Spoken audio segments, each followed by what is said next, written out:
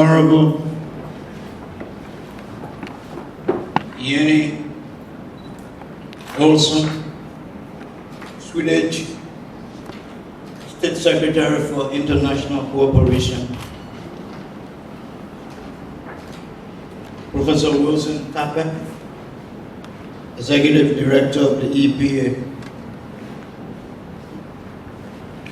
other distinguished colleagues of the high table, my dear members of the diplomatic corps, inclusive of the UN country team,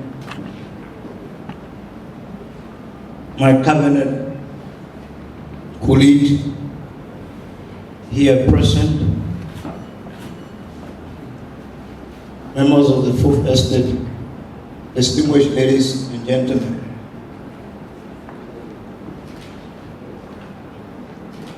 Let me begin by extending my heartiest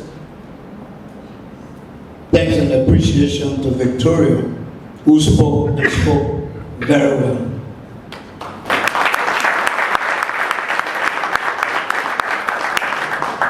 Her words were encouraging, and I like to use this platform not to challenge, but to encourage Professor Tapper and all of us as stakeholders of the environment to see the need to work with Victoria and her family so that that voice can be heard, not just in Liberia, but beyond Liberia. She has a message. Thank you. It is with profound pleasure and honor that we welcome you, Honorable Jenny Olson, Swedish State Secretary for International Cooperation, and your entourage to this bright, lively place we proudly love to refer to as the sweet land of liberty, a place of harmony, unity, and love. We thank the government and people of Sweden for providing funding to support Liberia's Stockholm+50 national consultations aimed at stimulating an inclusive dialogue. The partnership and collaboration of the government of Sweden and UNDP, along the Environmental Protection Agency and other partners in planning Liberia's Stockholm+50 national consultations remain highly laudable. Let me assure you that Liberia is fully committed to the COP26 and other protocols and conventions on climate action, and will work with other stakeholders to efficiently manage our natural resources to meet the targets of the Sustainable Development Goals. Ours is a commitment and a responsibility to enable our current generation and posterity to benefit from the natural resources of Liberia.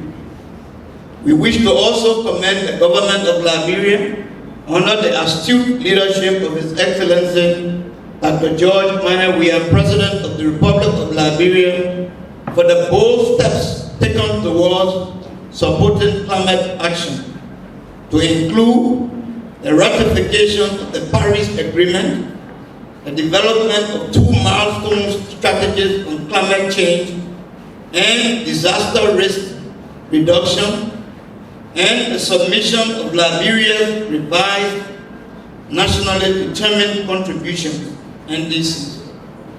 Sweden and Liberia have enjoyed a long, tested and cordial relations and bilateral cooperation based on mutual respect for fundamental human rights, democracy, friendship, and universal peace and security. We note with pride the establishment of the Liberia American-Swedish Company, Lamco Joint Venture Company in 1953, which was a milestone development that kept our relations. It is noteworthy to mention that in 1959, Liberia and Sweden exchanged diplomatic representatives at ambassadorial level and signed the agreement on the avoidance of double taxation, followed by the conclusion of Air Services Agreement in 1960. The Swedish airline, SAS, conducted regular flights between Stockholm and Monrovia then.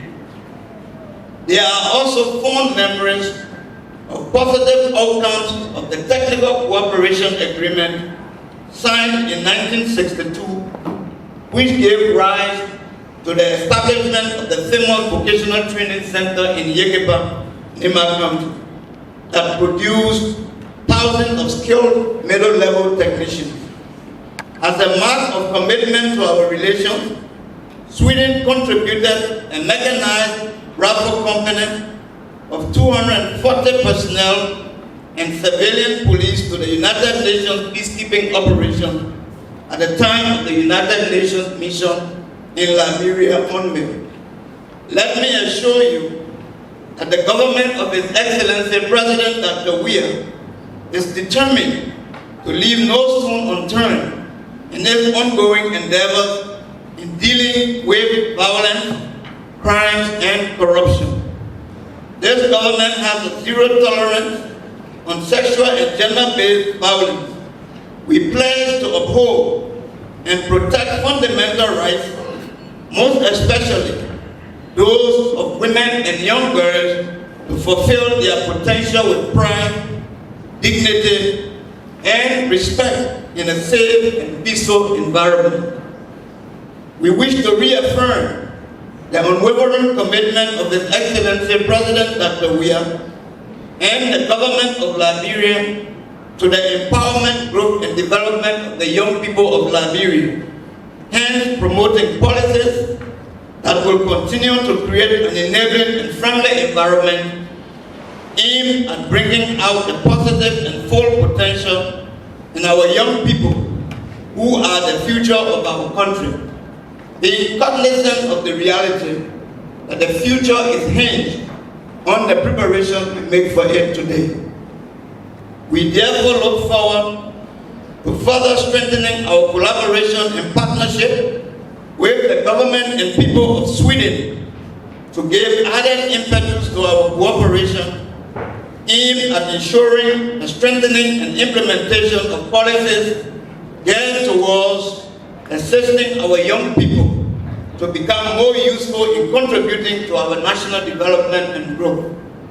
I wish to also express profound appreciation to the government and people of Sweden for their strong support to our flagship national development program, the Pro-Poor Agenda for Prosperity and Development, PAPD, most significantly in infrastructure, job creation, rule of law, governance, agriculture, land reform, financial management, civil service reform, among many others.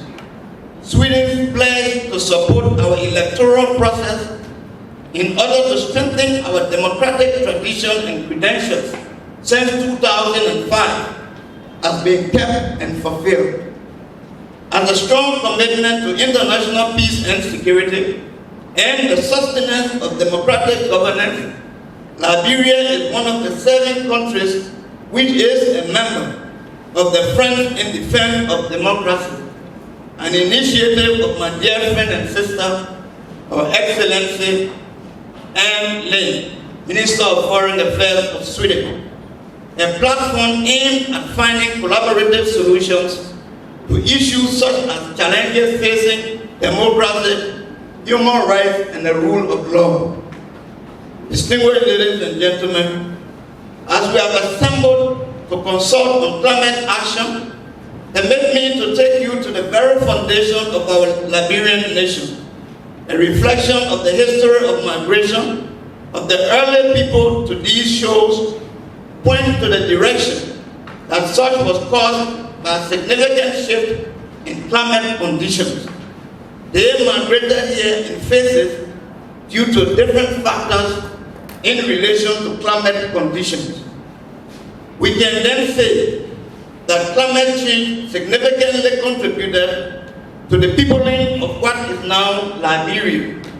Indeed, it is not an error that a national consultation on climate action is convened in a nation whose foundation has connection to climate change.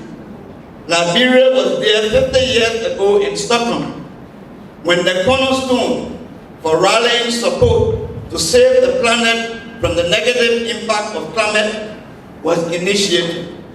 We are proud to have been there at the beginning, and even more proud to still be in partnership, collaboration, cooperation, and taking measures to save our planet.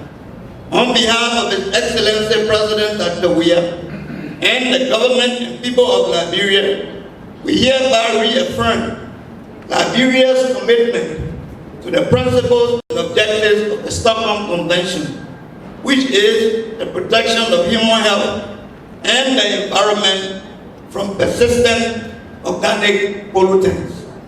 Liberia released its State of the Environment report, which noted that the country remains vulnerable to climate change and a range of hazards such as floods, sea erosion, and windstorm, causing protracted losses to livelihood as well as the threat to economic development.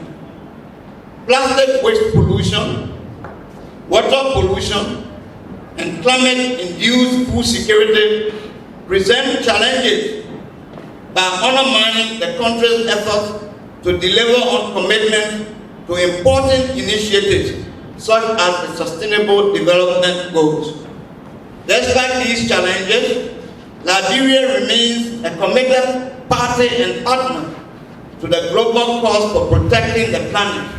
Liberia is currently a party to at least 10 multilateral environmental agreements, which includes the 3 Rio Conventions, namely the Convention on Biological Diversity, the United Nations Convention to Combat Desertification, and the United Nations Framework Convention on Climate Change.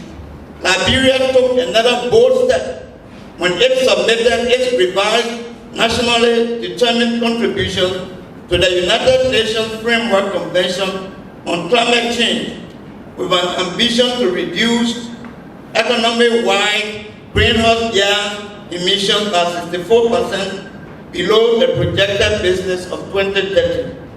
Liberia remains a net carbon sink with approximately 6.6 million hectares of forest, which represent 69% of its land mass, with a commitment to put 30% of this under protection.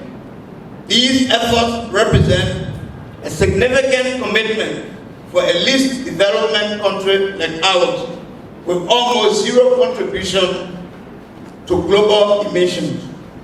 It is important to note that all the gains we have made will come for nothing if we are unable to mobilize the resources to implement our adaptation and mitigation commitments.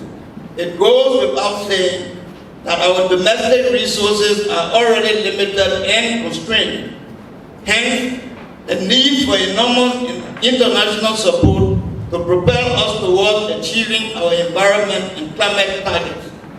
As we have convened to launch Liberia's Stockholm+50 national consultations, I would like to re-echo the statement of His Excellency President Dr. George Weah at the COP26 summit by calling for a concerted and accelerated global action to speed up progress towards achieving the goals of the Paris Agreement and the United Nations Framework Convention on Climate Change. Liberia remains committed to conserving its forest resources for international climate finance that can propel the nation towards green and inclusive growth.